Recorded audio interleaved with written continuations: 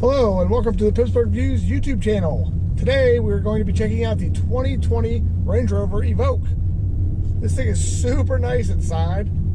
So today's video we're going to be doing a walk around the interior and exterior. We're going to do a POV drive, and then we're also going to put it up on the rack and check out the engine and the undercarriage. So it should be a pretty complete review. Some things people don't really show are the undercarriage and the engine compartment, stuff like that. This 2020 Land Rover Range Rover Evoque SE is finished in Fuji white over a garnet and ebony interior. It features the black contrast roof option and also the black 20-inch wheel option. This vehicle is stickered for right around $53,000. The two-wheel drive base model Evoque starts at around $42,000, and the R Dynamic model can go all the way up to near $60,000. Rover Evoques are equipped with a 2-liter turbocharged 4-cylinder engine. This model puts out 246 horsepower, and the top-of-the-line model puts out 297 horsepower. It's also equipped with a really cool keyless entry system. It makes the door handles pop out automatically, sort of like a Tesla.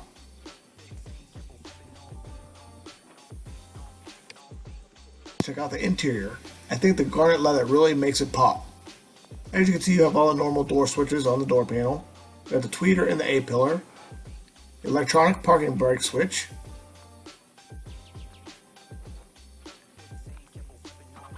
you can see it has the touch duo screens. I really like the look of this. It's much better than just popping the iPad in the dash like most manufacturers. So we got the cross-stitched leather interior. We got the map lights and a sunglass holder on the ceiling. This one does not have a sunroof or a panoramic roof. See the joystick style shifter like I mentioned earlier. We have 2 cup holders under this little panel. And we got the power ports under the armrest. Onto the back seat, we have a decent amount of legroom for adults back here. We got some AC vents here as well. We have a fold down armrest, and the seats all fold down individually. I like how they put the cross stitch on the rear seats too. Here's the anchors for a child seat.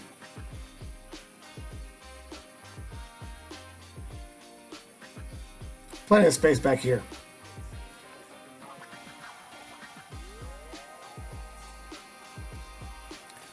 It has an automatic lift gate. Plenty of cargo space even with the rear seats up.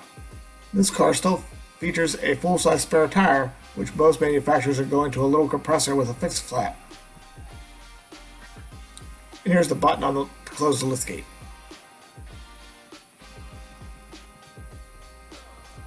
Around the side of the vehicle, you got the fuel door on the side. This pops out with one touch. The door handles automatically retract as the car starts moving. Here's a look at the passenger seat. It's 16-way power, just like the driver's seat.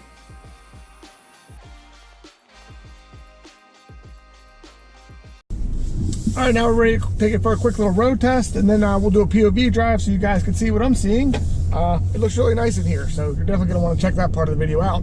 And then after that, we're going to go ahead and put it up on the rack so we can check out the undercarriage. I try to do that in all my videos. I think that's an angle of the car that people never get to see. So if you're interested in that, make sure you watch the entire video.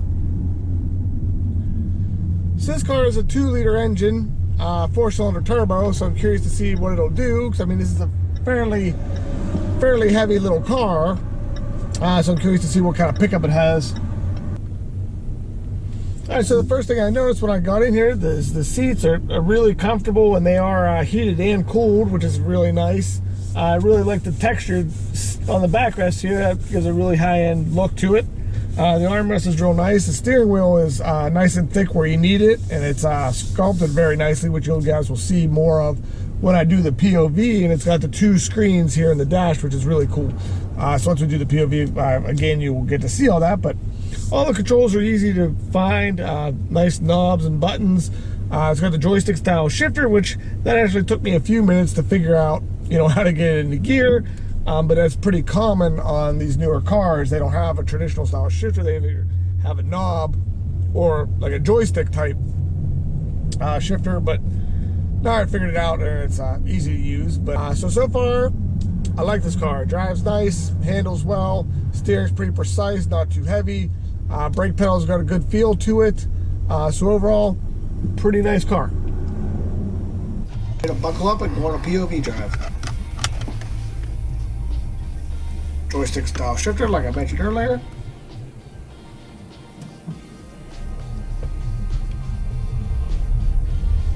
Steering wheel feels great in my hands. Nice size grip to it. Nice circumference. Like I said before, I really like the two screens here instead of the one iPad that people just jam in the dash now. These actually look like they belong and not an afterthought. This Evoque does not get the best fuel economy. It's only rated at 20 miles per gallon city and up to 27 miles per gallon on the highway.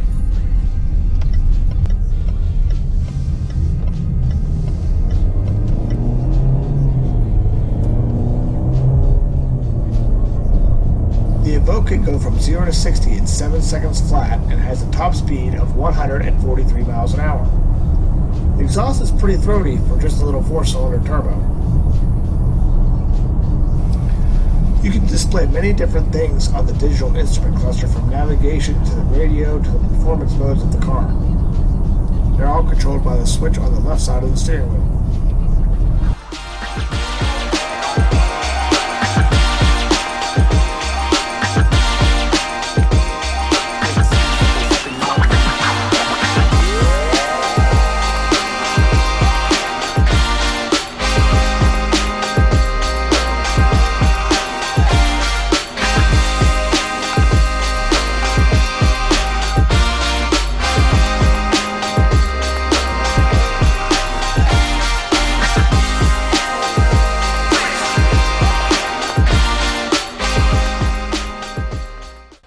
The two big bright touchscreens can also display a wealth of information, from climate controls to radio controls to navigation to dynamic control.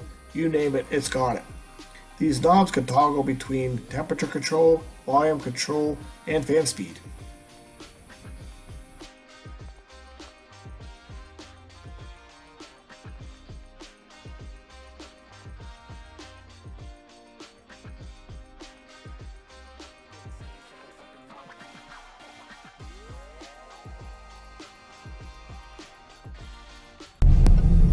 Now let's see what it can do going up this incline with some tight turns.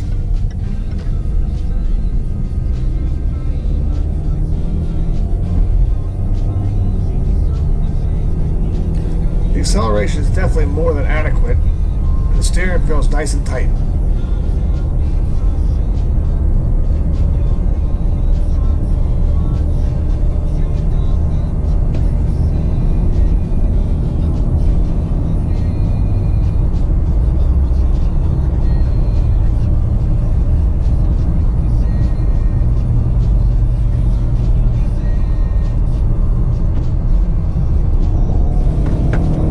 Through these S-turns, the car feels very well planted with minimal body roll.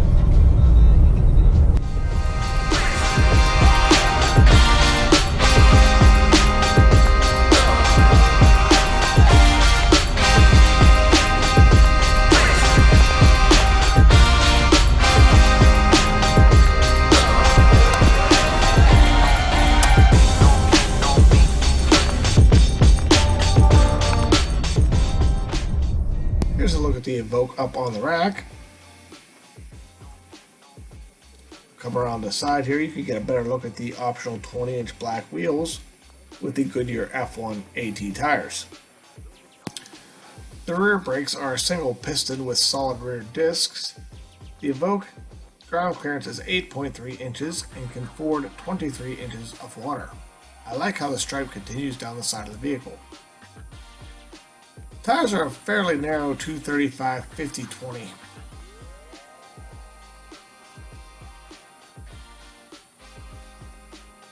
Around the front of the vehicle, you can see the park aid sensors and also the sensors for the cruise control. This vehicle is equipped with the LED headlights.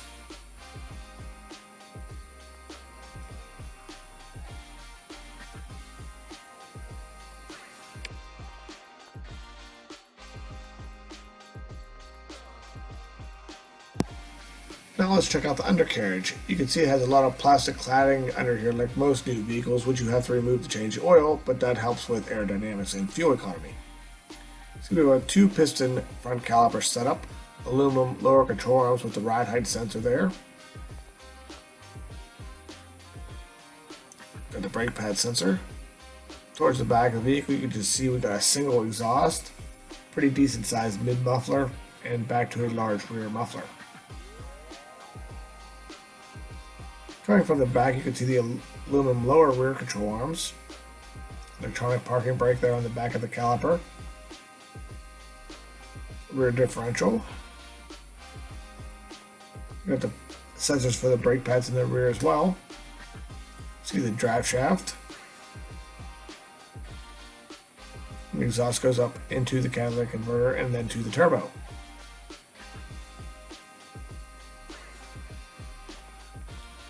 See the inner and outer tie rod ends out to the front of the car. Here's a look at the engine compartment. Everything in here is pretty much covered in black plastic as well, but like I said, it's a 2-liter turbocharged 4-cylinder engine. Here's the coolant reservoir, the AC fittings,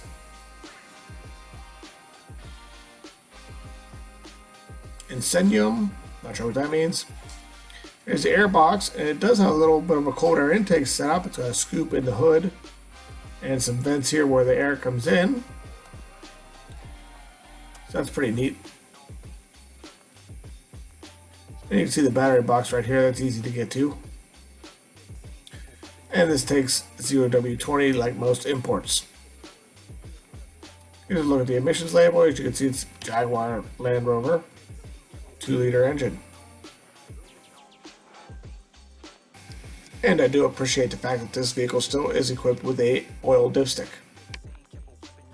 So that wraps up today's look at the 2020 Range Rover Evoque. It is a super duper nice small SUV if you're in the market.